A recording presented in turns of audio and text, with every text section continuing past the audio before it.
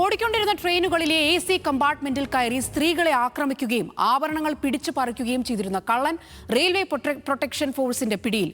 എന്നാൽ മണിക്കൂറുകളോളം ഒരു കുളത്തിനകത്ത് ഒളിച്ച കള്ളന്റെ ബുദ്ധി കണ്ട് ഞെട്ടിയിരിക്കുകയാണ് ഉദ്യോഗസ്ഥർ.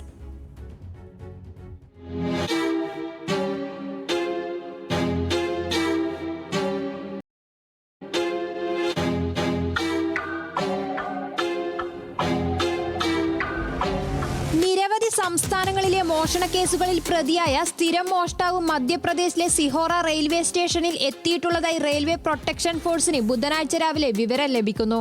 എന്നാൽ ഇയാളെ പിടികൂടാനുള്ള നീക്കം വിഫലമാക്കി കള്ളൻ സ്റ്റേഷൻ വിട്ടു പോയിരുന്നു. റെയിൽവേ ട്രാക്ക് വഴി ഓടിപ്പോയ ഇയാളെക്കുറിച്ച് വീണ്ടും ഉദ്യോഗസ്ഥർക്ക് വിവരം ലഭിച്ചു. തുടർന്ന് RPF ഉദ്യോഗസ്ഥർ ഇയാളെ പിന്തുടർന്നു. ഓട്ടം അവസാനിച്ചത് ഒരു കുളത്തിലാണ്. പരിസരമാകെ മണിക്കൂറുകളോളം പരിശോധിച്ചിട്ടും കള്ളനെ കണ്ടെത്താൻ കഴിഞ്ഞില്ല. പിന്നാലെ മുങ്ങൽ വിദഗ്ധരെ വിളിച്ചു വരുത്തി. ഒന്നുകിൽ കള്ളൻ പ്രദേശത്തു നിന്നു തന്നെ കടന്നിട്ടുണ്ടാകാം, അല്ലെങ്കിൽ കുളത്തിനുള്ളിൽ വീണ് മരിച്ചിട്ടുണ്ടാകാം എന്നായിരുന്നു RPF കരുതിയിരുന്നത്.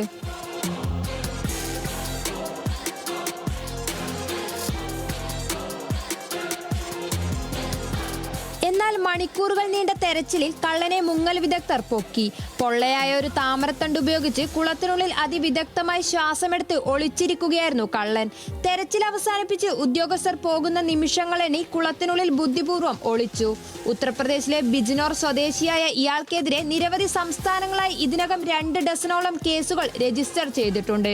ചോദ്യം ചെയ്യലിൽ ട്രെയിനുകളിലെ AC കോച്ചുകളിൽ യാത്ര ചെയ്യുന്ന സ്ത്രീകളെയാണ് താൻ പ്രത്യേകമായി ലക്ഷ്യമിട്ടിരുന്നതെന്ന് പ്രതി സമ്മതിച്ചതായി റിപ്പോർട്ടുണ്ട്.